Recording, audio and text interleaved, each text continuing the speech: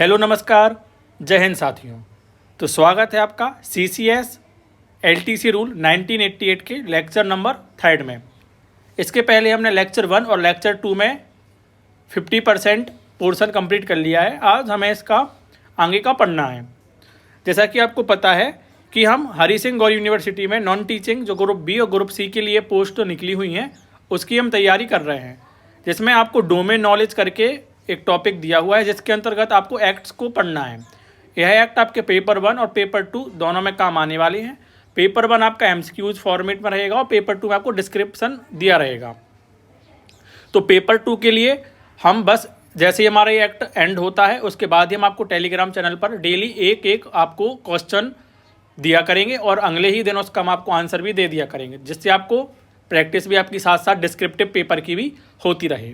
तो चलिए शुरू करते हैं आज की क्लास। उसके पहले अगर अभी तक आपने हमारे चैनल को सब्सक्राइब नहीं किया है तो प्लीज़ आप कर लीजिए, क्योंकि अब आगे आपको और मज़ेदार वीडियोस मिलने वाले हैं। तो चलिए शुरू करते हैं।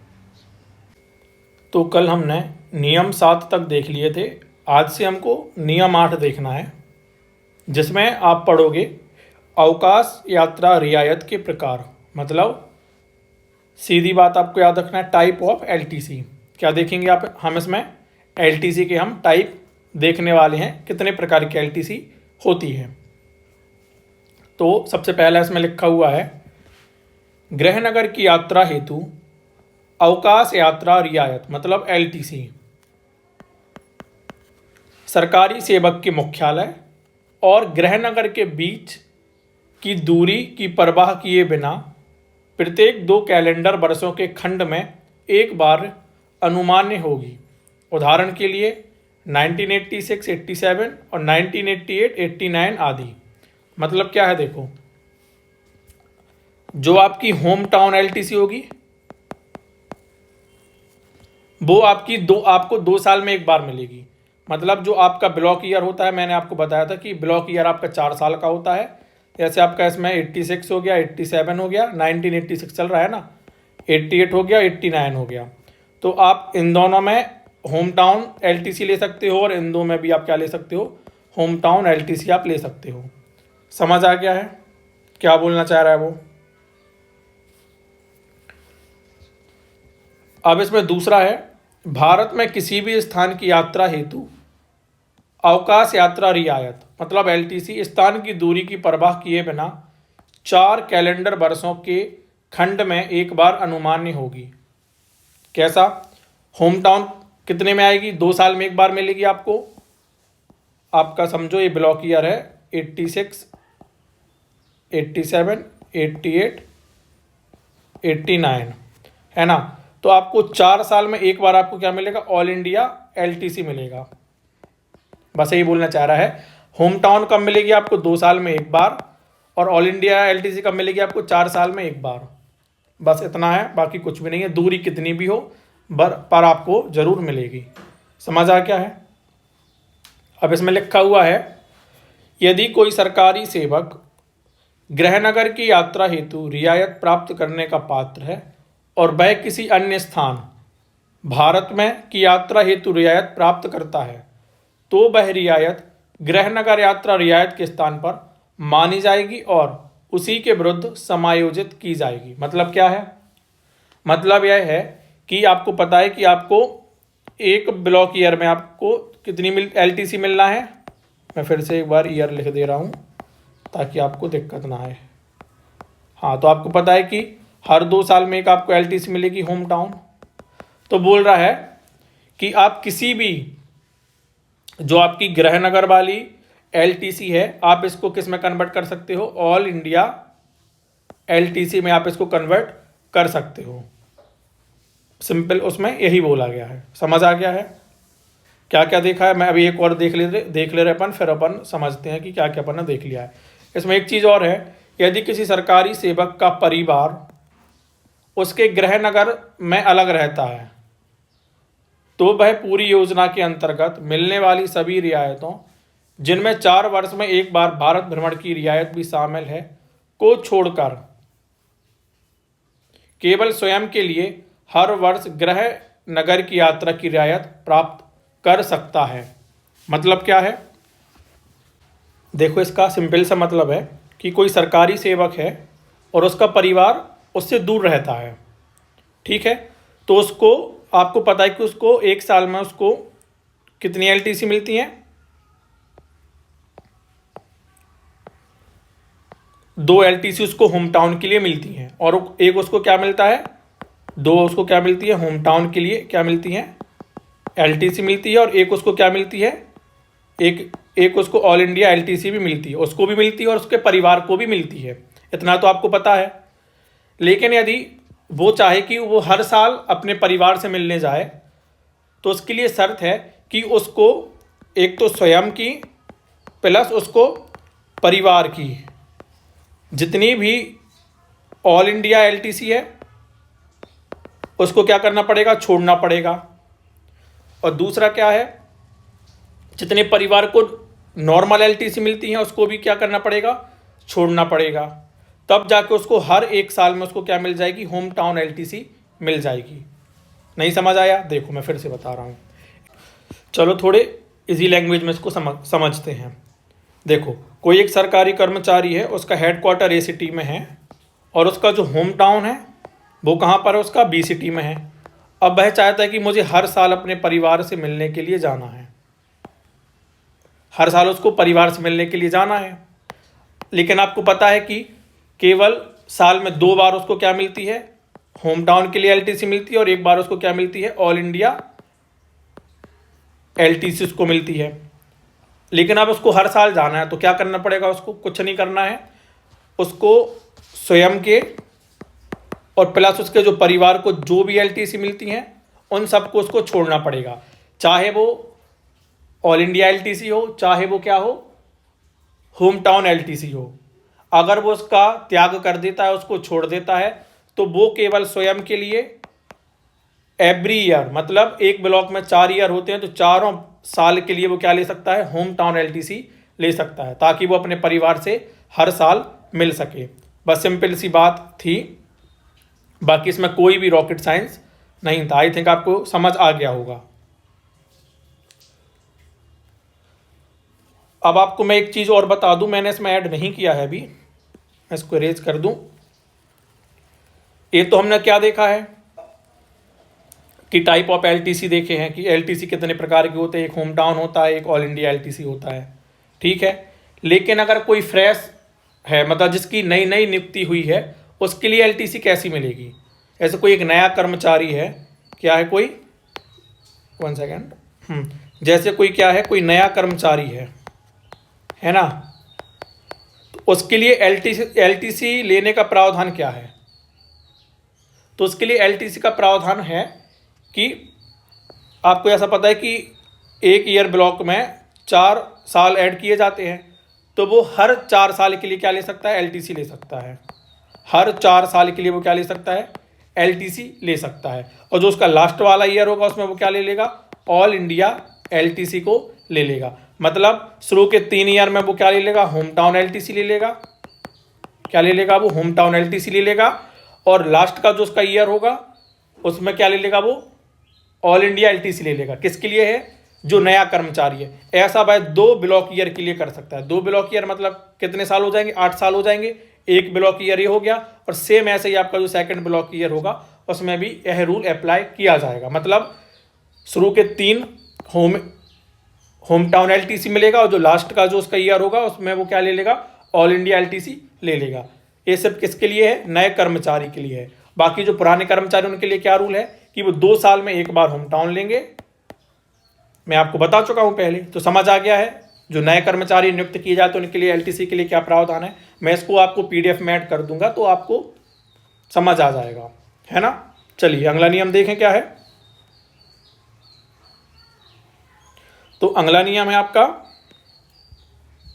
नियम 9। नियम 9 को करने से पहले मैं आपको कुछ महत्वपूर्ण चीज़ बता दूं जो आपको एमसीक्यूज में बहुत काम आने वाली हैं। तो जैसा कि मैंने आपको बताया था कि जो नए कर्मचारी होते हैं उनके लिए एलटीसी के लिए क्या प्रावधान है।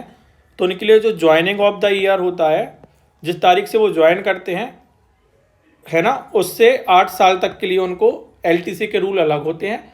फिर जैसे उनके 8 साल एंड होते हैं उनके बाद उनको नॉर्मल जो हमने पढ़ा था कि आपको 2 साल में एक बार होम टाउन मिलता है, तो वो वाले रूल इन पर अप्लाई हो जाएंगे। तो जैसे अगर किसी ने 1/9/2008 को क्या किया, ज्वाइनिंग किया, तो उसका 1 साल कब होगा, कब होगा उसका 1 साल बताइए। तो उसका 1 साल हो जाएगा 31/8/2009 को उसका क्या हो जाएगा, 1 साल हो जाएगा। मतलब इसमें तो उसको कोई भी एलटीसी नहीं मिलेगी। क्यों नहीं मिलेगी, क्योंकि हमने पहले पढ़ा था कि शुरू के 1 साल में उसको कोई एलटीसी नहीं मिलती है। उसके बाद फिर उसको क्या मिलती है, एलटीसी मिलना स्टार्ट हो जाता है। आपको ये चीज़ मैं बता चुका था, है ना। तो इसको और अच्छे से डायग्राम से देखते हैं, रुको। जैसे किसी ने जो ज्वाइनिंग है उसने 1/9/2008 को उसने क्या किया है, ज्वाइनिंग किया है, और उसको कब तक नहीं मिलना है एलटीसी, 31/8/2009 तक। क्यों नहीं मिलना, क्योंकि उसका भी ज्वाइनिंग का पहला ईयर है, पहले ईयर में उसको कोई एलटीसी नहीं मिलता है। फिर उसका जो एलटीसी स्टार्ट होगा वो कब से होगा, 1/9/2009 से। तो कब तक चलेगा ये उसका, 31/12/2009 तक। मतलब ये नहीं होगा कि जो आपका सितंबर है तो सितंबर तक ही चलेगा, नहीं, 31 दिसंबर, चाहे आपने 31 दिसंबर को ही ज्वाइनिंग की ना की हो, आपका जो एंड ऑफ द ईयर माना जाएगा वो 31/12 मतलब 31 दिसंबर को ही माना जाएगा। मतलब उसका भले ही उसने सितंबर में से स्टार्ट किया है, लेकिन उसका जो एंड ऑफ मंथ होगा वो दिसंबर ही माना जाएगा। उसको इसके बीच में अपनी पहली एलटीसी लेनी पड़ेगी। फिर दूसरा इसका कब शुरू होगा, दूसरा इसका 1/1/2010 से शुरू होगा। कब तक चलेगा उसका, 31/12/2010 तक चलेगा। इसमें उसको क्या मिल जाएगी, दूसरी उसको एलटीसी मिल जाएगी होम टाउन के लिए। तो ऐसे ही ये चलेगा। अब आपको समझ आ गया कि मैं क्या बोलना चाह रहा हूँ। मेरा सिंपल सा बोलने का मतलब यह है कि भली ही उसका जो 1 साल हुआ हो वो उसका सितंबर में हुआ हो, लेकिन उसकी जो एलटीसी का ईयर होगा वो ये नहीं माना जाएगा कि उसका आप बोलो कि 1/9/2010 तक उसका 1 साल माना जाएगा, नहीं। एलटीसी उसकी कब तक की मान्य होगी, 31/12/2009, यहाँ तक कि उसका जो पहला ईयर है, पहला साल है, वो माना जाएगा। समझ आ गया है। मैं इसकी एक काम करूँगा, आपको जो पिक है मैं ग्रुप में शेयर कर दूंगा। फिर भी अगर आपको समझ नहीं आता है तो आप मेरे को कमेंट बॉक्स में बता देना, तो मैं इसके लिए एक अलग से 5 मिनट की एक शॉर्ट वीडियो लेके आ जाऊँगा, तो उसमें आपको सारा कुछ क्लियर हो जाएगा। ठीक है, चलो अब हम नियम 9 देखें कि नियम 9 में क्या पढ़ना है हमको। तो नियम 9 में है विशिष्ट खंडों के विरुद्ध अवकाश यात्रा रियायत की गणना। सिंपल आपको याद रखना है, इसमें जो अंदर थ्योरी है, सरकारी सेवक और उसके परिवार के सदस्य एलटीसी का लाभ अलग अलग समय पर अलग अलग समूह में 2 या 4 वर्षों के खंड के दौरान ले सकते हैं।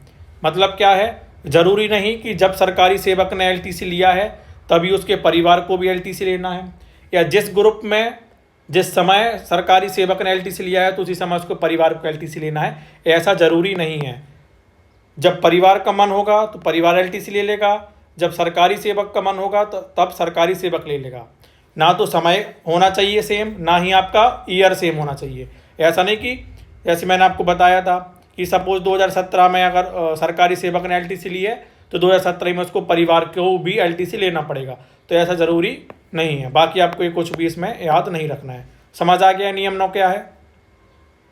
चलो अब नियम 10 में देखते हैं। नियम 10 में क्या है, अवकाश यात्रा रियायत को आगे ले जाने मतलब कैरी ओवर का प्रावधान। मतलब इसमें क्या है, जो आपका जो एलटीसी होगा उसको आप क्या करोगे, कैरी ओवर कर सकते हो। मतलब क्या है, देखो अब इसमें लिखा हुआ है, कोई सरकारी सेवक यदि किसी 2 वर्ष या 4 वर्ष के खंड में एलटीसी का लाभ नहीं ले पाता है तो वह इसे अगले खंड के पहले वर्ष में उपयोग कर सकता है। मतलब क्या है, पता रुक जाओ एक मिनट, बता रहा आपको। इसमें एक चीज़ और है, यदि कोई सेवक 4 वर्षों के खंड में भारत भ्रमण की यात्रा रियायत को आगे ले जाना चाहता है तो ऐसा तभी किया जा सकता है जब उसने दूसरे 2 वर्षीय खंड में गृहनगर की यात्रा रियायत को आगे ले जाकर उपयोग किया हो। देखो इसमें है इसका मतलब कि आपको पता है कि जैसे आप इसका ईयर मान लीजिए कि आपका 2014 से लेके 2017 तक आपका ब्लॉक ईयर चल रहा है। तो इसमें हम इसको 2014 का और 2015 और 2016 और 2017 है ना, इसको हम 4 सालों में ऐसा बांट देते हैं। आपको मैंने बताया था कि 2 साल में आपको क्या मिलेगी, एक आपको एलटीसी मिलेगी। हर 2 साल में क्या मिलती है आपको, एक एलटीसी मिलती है। लेकिन किसी कारण से आप इस वाले ईयर में आप एलटीसी को नहीं ले पा रहे हो तो टेंशन नहीं लेना है। आप इसको इसी साल के आप अगले जो 2015 है इसके जस्ट जो आने वाला साल है आप 2016 है उसमें आप इस एलटीसी को आप ले सकते हो। ऐसे ही सेम आपका इसमें है कि अगर आप इस वाले ग्रुप में आप नहीं ले पा रहे हो अपना एलटीसी, चाहे आपका होम टाउन हो चाहे आपका ऑल इंडिया एलटीसी हो, तो आप इसको इसके नेक्स्ट ईयर क्या होगा 2018 में आप इसको क्या कर सकते हो, ले सकते हो। तो समझ आ गया है आपको कि कैसे एलटीसी अगर आपकी छूट जाती है, आप उसको नहीं ले पाते हो तो आप उसको कैसे वापस ले सकते हो। मैं आपको फिर से बता दे रहा हूँ। देखो जैसे आपका 2014 से लेकर 2017 तक का एक ब्लॉक ईयर चल रहा है और एक ब्लॉक ईयर में 4 साल होते हैं। ठीक है, 4 साल कैसे होंगे मैं आपको बता दे रहा हूँ। 2014-15 और 2016-2017 मैंने आपको क्या बताया था कि हर 2 साल में आप एक एलटीसी लेते हो।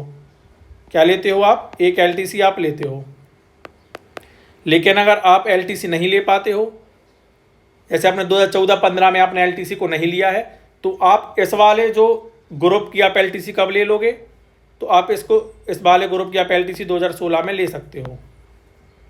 और अगर आपने इस वाले ग्रुप में एलटीसी नहीं ली है तो आप इसको कब ले सकते हो, 2018 में आप ले सकते हो। ऐसा नहीं होगा कि आप इस वाले ग्रुप की एलटीसी को आप 2016 में ना लेते हुए आपने 2017 में ले ली, तो ऐसा नहीं चलेगा। आपको 2016 में ही इसको लेना पड़ेगा। तो समझ आ गया है। चलिए अगला नियम देखते हैं क्या है। अगला नियम है छुट्टी यात्रा रियायत के तहत सरकारी कर्मचारी और उसके परिवार के सदस्यों द्वारा भारत में किसी भी स्थान पर जाने के लिए स्थान। इसका अंदर देखते हैं क्या लिखा हुआ है। एक सरकारी कर्मचारी और उसके परिवार का प्रत्येक सदस्य 4 वर्ष के ब्लॉक के दौरान अपनी पसंद के विभिन्न स्थानों पर जा सकता है। किसी सरकारी कर्मचारी के परिवार के सदस्यों के लिए यह आवश्यक नहीं होगा कि वे उसी स्थान पर जाएं जहां सरकारी कर्मचारी ने उसी ब्लॉक के दौरान पहले कभी यात्रा की थी। मतलब क्या है कि जो 4 साल का जो ब्लॉक ईयर होता है तो उसमें ऐसा ज़रूरी नहीं है कि जहाँ पर सरकारी जो सेवक है वो गया हो तो वहीं पर उसके परिवारों को जाना है। सरकारी जो सेवक है वो कहीं और गया हो तो उसका परिवार किसी और जगह पर भी घूमने के लिए जा सकता है। बस सिंपल सा आपको ये इस चीज़ को याद रखना है, बाकी आपको इसमें कुछ भी याद नहीं रखना है। अब आपका जो रूल है 12वें नंबर का, उसमें है पात्रता। एंटाइटलमेंट आपको उसमें दिया हुआ है। अवकाश यात्रा रियायत योजना के अंतर्गत यात्रा के लिए पात्रता निम्न अनुसार होगी। मतलब क्या है इसका, देखो तो हम इसमें एंटाइटलमेंट हम पढ़ने वाले हैं। सबसे पहले हम इसमें पढ़ेंगे हवाई या रेल यात्रा के लिए आपके पास क्या पात्रता होनी चाहिए, है ना। तो इसमें आपका एक तरफ आपको वेतन श्रेणी लिखा हुआ है, दूसरी तरफ आपको पात्रता लिखी हुई है। मतलब एक तरफ आपका ग्रेड पे है, अगर आपका ग्रेड पे इनमें से कुछ होता है तो आप किस चीज़ के लिए आप पात्र हो, मतलब आप प्लेन के लिए पात्र हो कि आप ट्रेन के लिए पात्र हो, यह आपको पता चल जाएगा। तो देखो सबसे पहले इसमें लिखा है 18,400 और उससे अधिक। मतलब अगर आपका जो ग्रेड पे है वो 18,400 या उससे अधिक है तो आप जो एरोप्लेन होती है उसमें आप इकोनॉमी जो क्लास होती है या ट्रेन में जो फर्स्ट एसी की क्लास होती है आप उसमें ट्रैवल कर सकते हो। मैंने क्या बोला, अगर आपका जो ग्रेड पे है 18,400 या उससे अधिक है तो आप एरोप्लेन में आप इकोनॉमी क्लास और जो ट्रेन है उसमें आप फर्स्ट क्लास में ट्रैवल कर सकते हो। आपको सारे जो ग्रेड पे है और उनकी जो पात्रता है आपको एकदम याद होनी चाहिए। आपको एमसीक्यूज में यहाँ से ही सबसे ज़्यादा प्रश्न आपको देखने को मिलने वाले हैं। फिर दूसरा इसमें क्या है, दूसरा है आपका 16,400 और उससे अधिक परंतु 18,400 से कम। मतलब हमने पहला क्या देखा है, पहला आपका 18,400 से ज़्यादा होना चाहिए, 18,400 के बराबर होना चाहिए। तो जिसमें आप क्या हो जाओगे, इकोनॉमी क्लास में आप प्लेन में बैठ सकते हो और फर्स्ट क्लास एसी में आप ट्रेन में ट्रैवल कर सकते हो। लेकिन यदि आपका 16,400 से ज़्यादा है और 18,400 से आपका क्या है, कम है, तो आप केवल फर्स्ट क्लास एसी के लिए आप क्या होगे, पात्र होगे, आप प्लेन में नहीं बैठ पाओगे।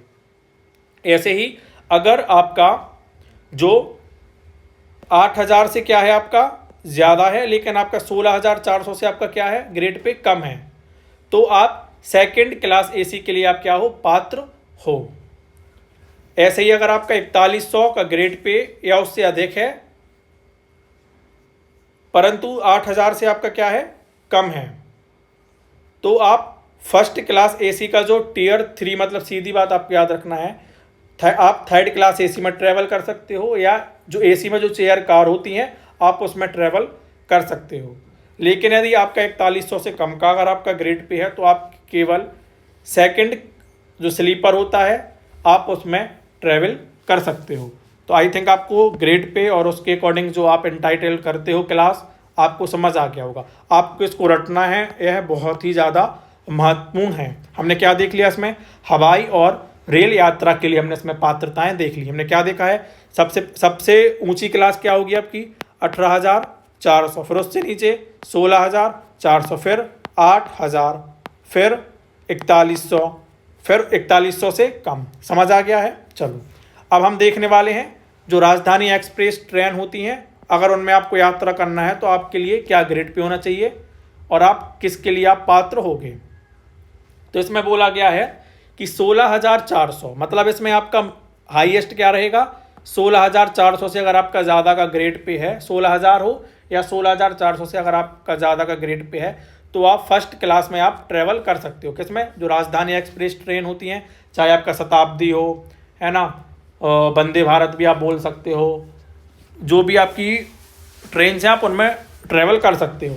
फिर दूसरा इसमें है 8,000 से ज़्यादा हो लेकिन 16,400 से आपका क्या हो, कम हो, तो आप जो सेकंड टियर एसी स्लीपर होता है आप उसमें ट्रैवल कर सकते हो। और इसमें लास्ट एक क्लास होती है, वो है आपका वेतनमान आपका होना चाहिए जो ग्रेड पे है, वो आपका 4100 से ज़्यादा का होना चाहिए। अगर आपका 4100 से ज़्यादा का है तो आप जो थर्ड क्लास एसी है आप उसमें ट्रैवल कर सकते हो। ये हमने किसके लिए पढ़ा है, राजधानी एक्सप्रेस ट्रेनों के लिए हमने इसको पढ़ा है। अब हम देखने वाले हैं शताब्दी एक्सप्रेस ट्रेन। जो आपकी शताब्दी एक्सप्रेस ट्रेन होती हैं उनमें क्या है, तो उनमें भी आपका जो 16,400 का हमने पढ़ा था उसके बराबर या उससे ज़्यादा का अगर आपका है तो आप एग्जीक्यूटिव जो क्लास होती है आप उसमें ट्रैवल कर सकते हो। लेकिन अगर आपका 4100 से क्या हो, ज़्यादा हो, लेकिन जो 16,400 से आपका कम हो तो आप उसमें एसी चेयर कार में आप क्या कर सकते हो, ट्रैवल कर सकते हो। तो आपको इसके ग्रेड पे और आपको पात्रता याद रखना है। मैं फिर से रिपीट कर रहा हूँ, सारे के सारे एग्जाम की दृष्टि से बहुत महत्वपूर्ण है। आपको डिस्क्रिप्टिव पेपर में भी काम आने वाला है, आपको ऑब्जेक्टिव पेपर में भी काम आने वाला है। और मैं आपको बता दे रहा हूँ, जैसे ही हमारा ये वाला एक्ट खत्म होता है तो हमने जो हमारे 2 एक्ट एंड हो जाएंगे तो हम दोनों के आपको डेली एक एक हमारे टेलीग्राम चैनल में हम आपको डिस्क्रिप्टिव जो आपको क्वेश्चंस आने वाले हैं हम आपको क्वेश्चन दे दिया करेंगे और उसके अगले दिन हम आपको उसके आंसर्स भी सेंड कर दिया करेंगे, है ना। तो जिससे आपकी डिस्क्रिप्टिव पेपर की जो तैयारी होगी वो आपकी साथ साथ चलती जाए। उसको पढ़ाने की ज़रूरत नहीं है, उसमें आपको क्वेश्चन फॉर्मेट ही आपको लिखना है, तो मैं आपको बता दूंगा वो। तो जैसे हमारे एंड होगा हम उसको भी चालू कर देंगे।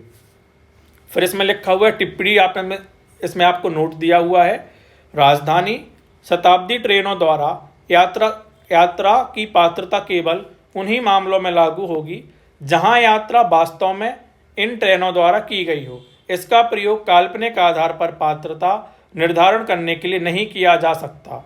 यात्रा की शुरुआत और गंतव्य दोनों ऐसे स्टेशन होना चाहिए जो राजधानी और शताब्दी ट्रेनों से सीधे जुड़े हों। मतलब क्या है, मतलब उसका है यदि ए प्लेटफॉर्म से बी प्लेटफॉर्म तक ही यह ट्रेन जाती है और आप इसमें ट्रैवल करते हो तो आप पात्र हो। ऐसा नहीं चलेगा कि आप सी सिटी से पहले आप ए सिटी में गए, फिर आपने क्या किया, फिर ए सिटी से आप बी सिटी में आप चले गए, तो आप बोल दो कि नहीं भैया हमने तो इस ट्रेन में ही ट्रैवल किया है, तो नहीं, ऐसा नहीं चलेगा। आपका जो गंतव्य होना चाहिए वो दोनों उस वहाँ पर आपकी ट्रेन को जाना हो चाहिए, मतलब दोनों स्टेशनों पर, जाने वाला स्टेशन और आने वाले स्टेशन दोनों पर आपकी ट्रेन को आना चाहिए, तभी आप इसके लिए क्या होगे, मान्य होगे। फिर इसमें लिखा हुआ है सरकारी कर्मचारी जो first class, AC, third class sleeper, AC chair car के लिए पात्र हैं, वे अपनी पसंद के एसी 2 टियर स्लीपर से यात्रा कर सकते हैं यदि उपयुक्त तो ट्रेन संबंधित गंतव्यों के बीच उपलब्ध नहीं है। मतलब क्या है? मतलब है कि अगर कोई जो कर्मचारी है वो एसी में बैठने के लिए, एसी क्लास में बैठने के लिए क्या पात्र है, लेकिन जिस ट्रेन में उसको जाना है वो ट्रेन उसके लिए, जहाँ उसको जाना है वहाँ वो ट्रेन नहीं चल रही है, तो वो क्या कर सकता है, फिर वो अपनी पसंद के जो AC2 जो क्लास, AC2 का जो क्लास होता है वो उसमें क्या कर सकता है, ट्रेवल कर सकता है। समझ आ गया है? देखो मेरा मतलब यह है कि उसको सपोज उसको सागर से कहाँ जाना है, उसको सागर से भोपाल जाना है, ठीक है। अब उसको सागर से भोपाल जाना है, इसके बीच में एक ट्रेन चल रही है जिसमें ना तो उसका फर्स्ट क्लास, मतलब अगर वो फर्स्ट क्लास एसी के लिए पात्र है ना, या फिर वो थर्ड क्लास एसी के लिए पात्र, या फिर वो एसी चेयर के लिए पात्र है, लेकिन इसमें से जैसे एक सरल एग्जांपल मैं दे रहा हूँ, जैसे कोई कर्मचारी है वो थर्ड क्लास एसी के लिए पात्र है, स्लीपर के लिए पात्र है, लेकिन जो ट्रेन चल रही है इसमें एक क्लास की जो बोगी है वो है ही नहीं, तो फिर वो जो सेकंड टियर एसी है उसमें ट्रैवल कर सकता है। सेम ऐसे ही अगर इस ट्रेन में अगर फर्स्ट क्लास एसी की बोगी नहीं है तो वो सेकंड जो क्लास एसी उसमें ट्रैवल कर सकता है। तो समझ आ गया है आपको? चलो अब हम देख रहे हैं समुद्र या नदी स्ट्रीम द्वारा यात्रा। तो इसके लिए क्या पात्रताएं हैं? तो इसमें आपका हाईएस्ट क्या है, 8000। क्या है आपका? 8000। अगर आपका 8000 या उससे ज़्यादा का अगर आपका वेतनमान या ग्रेड पे है तो आप उसमें जो हायर क्लास श्रेणी होती है आप उसमें ट्रैवल कर सकते हो। यदि आपका 6500 से ज़्यादा है लेकिन 8000 से आपका क्या है, कम है, तो आप क्या कर सकते हो, यदि स्ट्रीमर में है तो केवल इसमें 2 श्रेणियाँ होती हैं। यदि स्ट्रीमर में केवल 2 श्रेणी है तो आप उसमें क्या, जो लो श्रेणी होती है आप उसमें ट्रैवल कर सकते हो।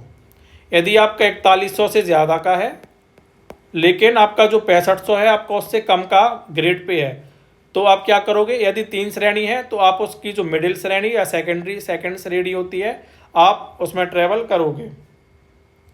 यदि 4 श्रेणी है तो आप उसकी जो थर्ड श्रेणी होगी आप उसमें ट्रैवल करोगे। मतलब क्या है, यदि उसमें 3 श्रेणी है तो आप उसकी बीच वाली श्रेणी में ट्रैवल करोगे। यदि उसमें 4 श्रेणी है तो आप उसकी थर्ड वाली जो क्लास होगी आप उसमें क्या करोगे, ट्रैवल करोगे। यदि आपके 4100 से कम का अगर ग्रेड पे है तो आप जो सबसे लोअर जो श्रेणी होगी, जो उसकी सबसे निम्नतम श्रेणी होगी आप उसमें क्या करोगे, ट्रैवल करोगे। अब इसमें लिखा हुआ है मुख्य भूमि और अंडमान व निकोबार द्वीप समूह तथा लक्षद्वीप समूह के बीच shipping corporation of India limited द्वारा संचालित जहाज़ों में यात्रा की पात्रता इस प्रकार होगी।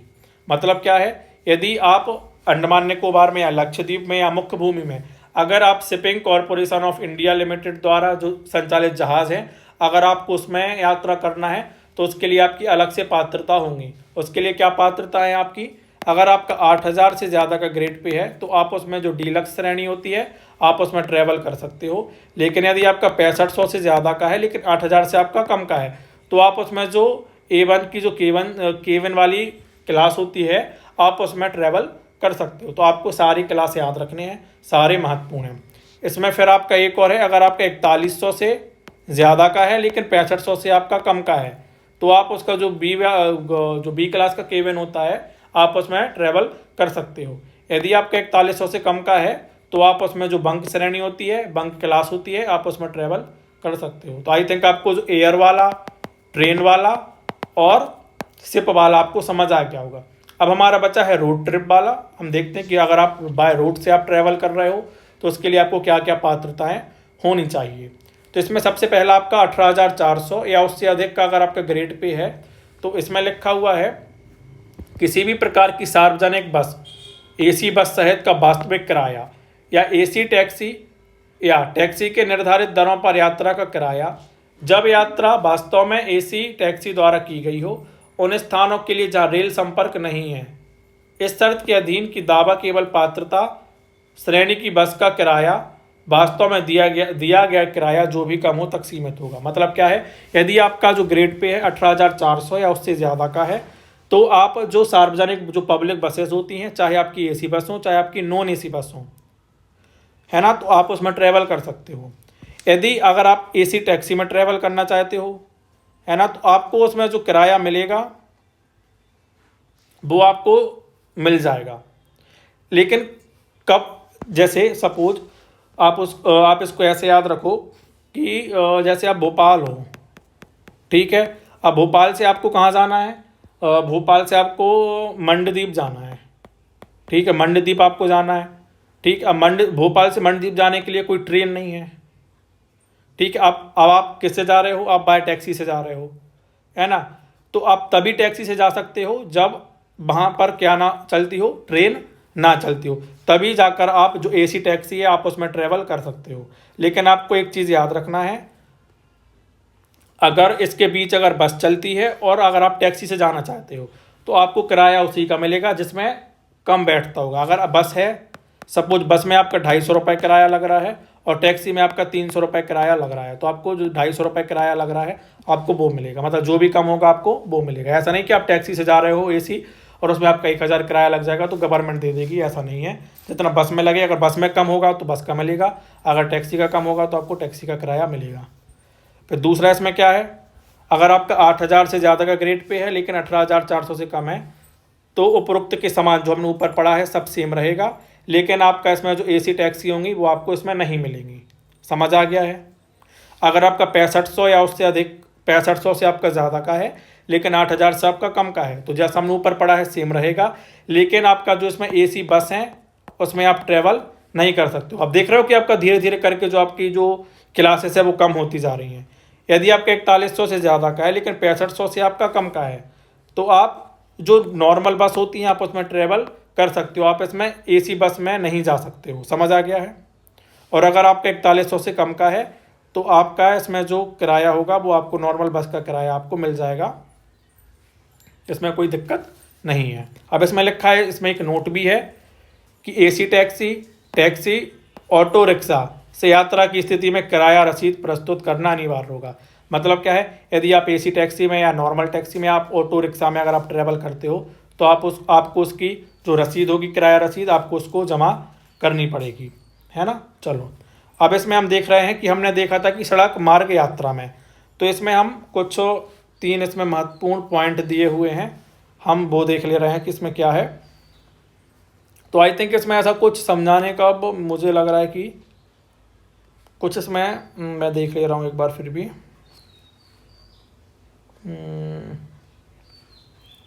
नहीं, इसमें अब ऐसा कुछ नहीं है, आप इसको एक बार रीड कर लेना, बाकी इसमें कुछ भी ऐसा नहीं है ना।